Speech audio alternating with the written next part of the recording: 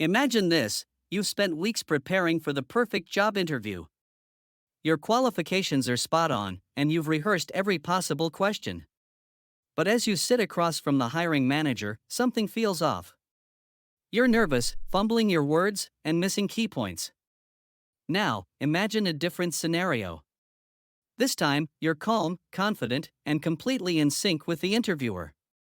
Every answer flows effortlessly, and you leave the room knowing you nailed it.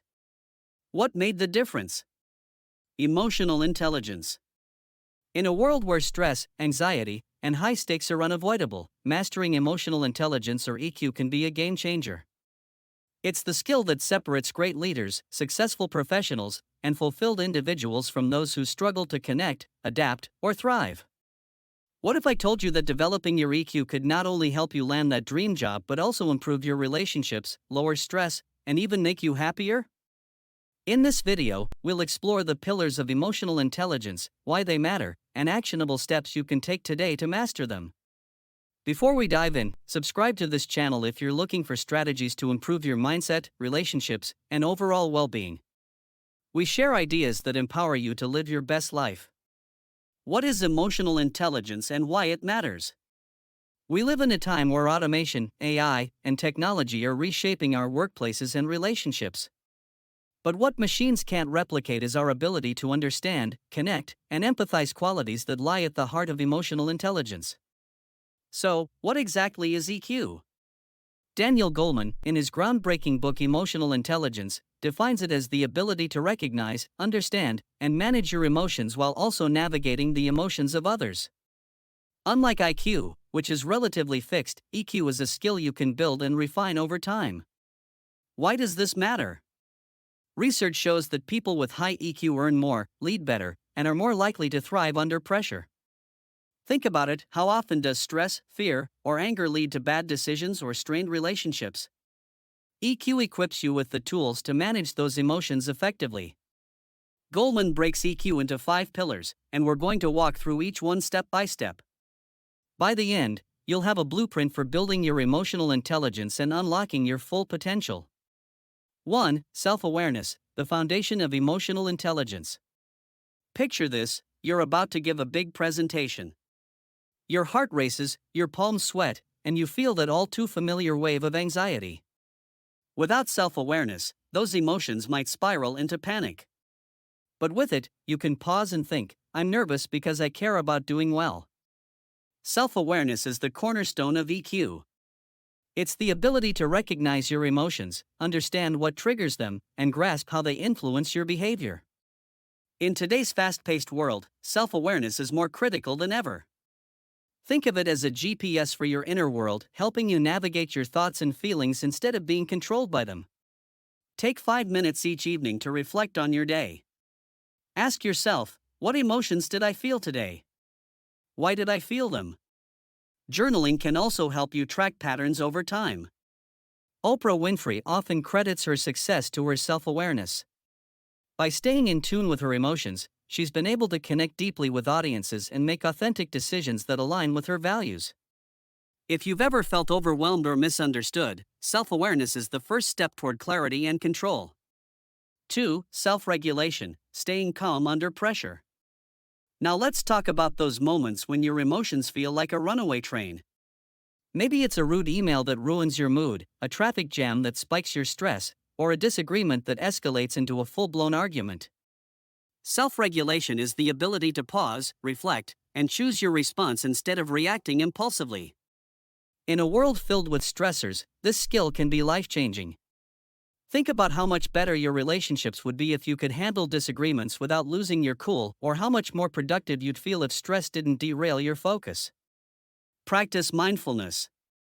Techniques like deep breathing, meditation, or even a quick walk can help you reset your emotions in real time. Michael Jordan, one of the greatest athletes of all time, was known for his emotional control.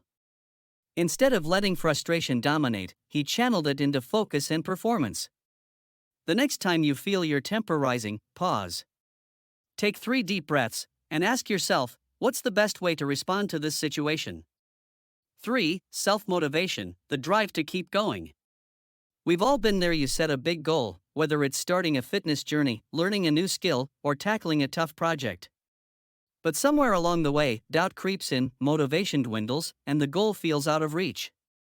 This is where self-motivation shines. Self-motivation isn't about relying on external rewards, it's about finding inner drive through curiosity, passion, and a focus on long-term growth. Think of a time when you faced a setback. What kept you going? Now, imagine applying that same determination to every challenge you face.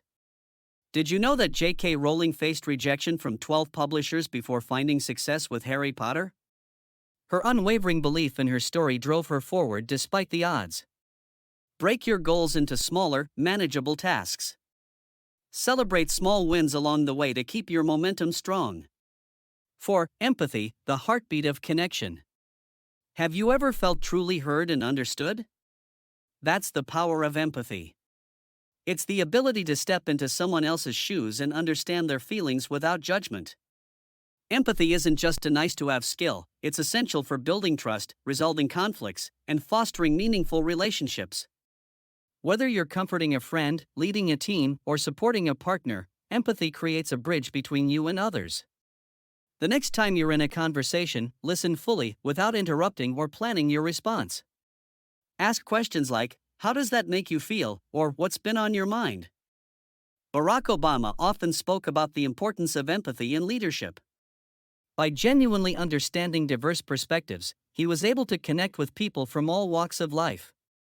In a world that often feels divided, empathy is the key to bringing people closer together. 5. Social skills, turning connections into collaboration.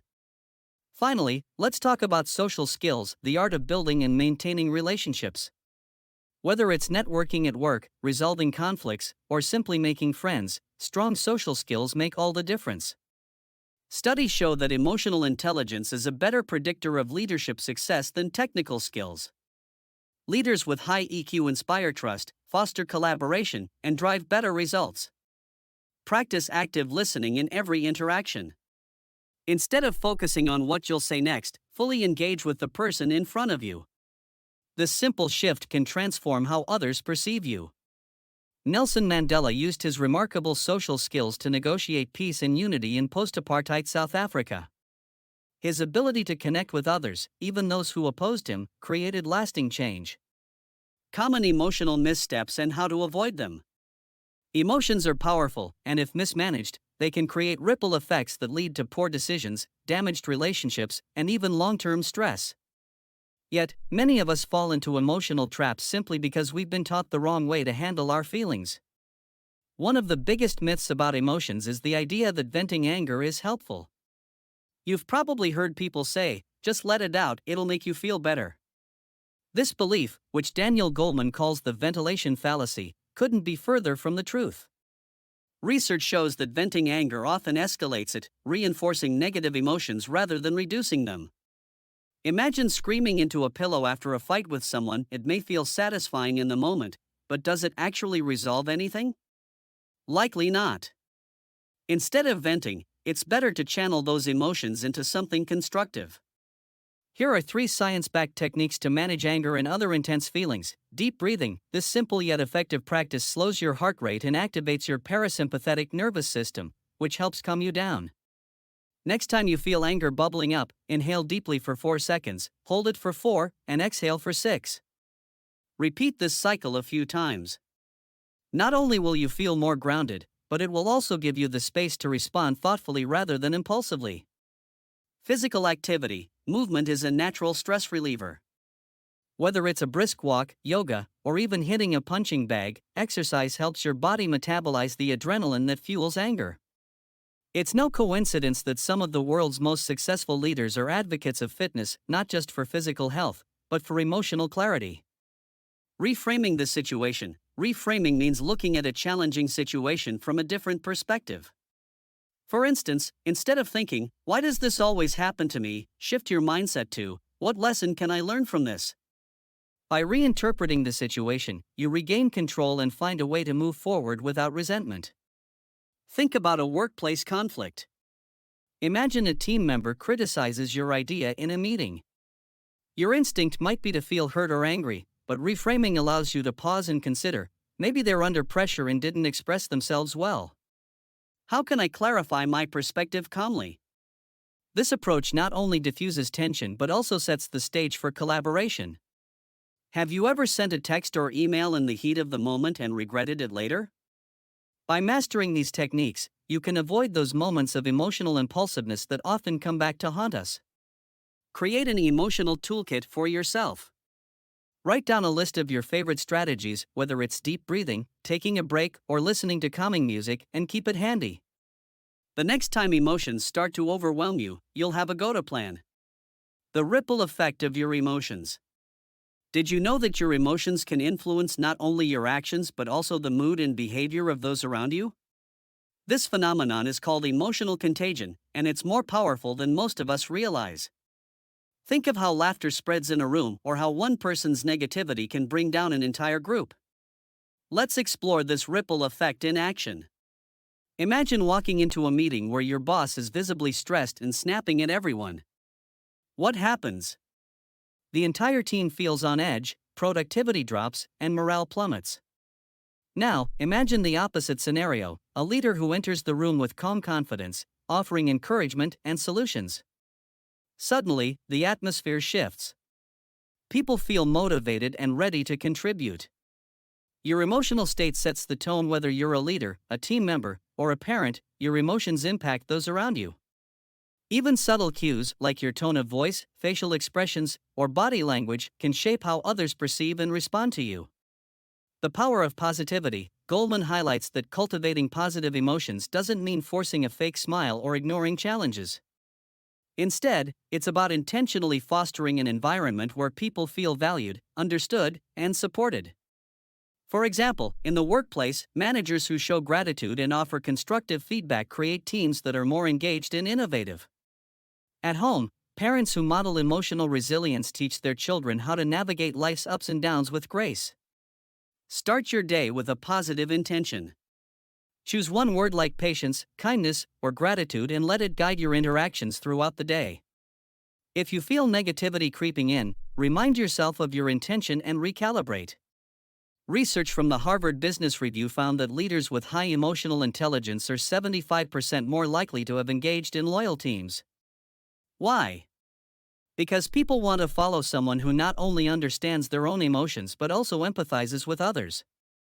Consider the story of Captain Chesley Sully Sullenberger, who successfully landed a plane on the Hudson River after a dual-engine failure. His calm demeanor and emotional control during a life-or-death situation inspired his crew and passengers to stay calm, ultimately saving lives. This extraordinary example of emotional contagion underscores how powerful your emotional presence can be, especially in critical moments. Pay attention to how your emotions impact the people around you. The next time you're in a group setting, whether it's a meeting, a family dinner, or even a casual hangout, observe how your energy influences the mood. Are you lifting others up, or unintentionally dragging them down? Your emotions are not just personal, they're social. By cultivating emotional intelligence, you're not only improving your own life but also creating a positive ripple effect for those around you. As we wrap up, here's your challenge. For the next week, when you feel a strong emotion, whether it's joy, frustration, or sadness, pause. Reflect on what it's teaching you. This habit is the foundation of emotional intelligence. To recap, Emotional Intelligence by Daniel Goleman shows us that EQ is the key to thriving in today's world. By mastering self-awareness, self-regulation, self-motivation, empathy, and social skills, you can transform your relationships, achieve your goals, and lead a more fulfilling life. If this video resonated with you, check out the 7 Habits of Highly Effective People by Stephen Covey. It's packed with actionable advice to live with purpose and discipline. Don't forget to like, subscribe, and share your thoughts in the comments. Thanks for watching and see you in the next episode.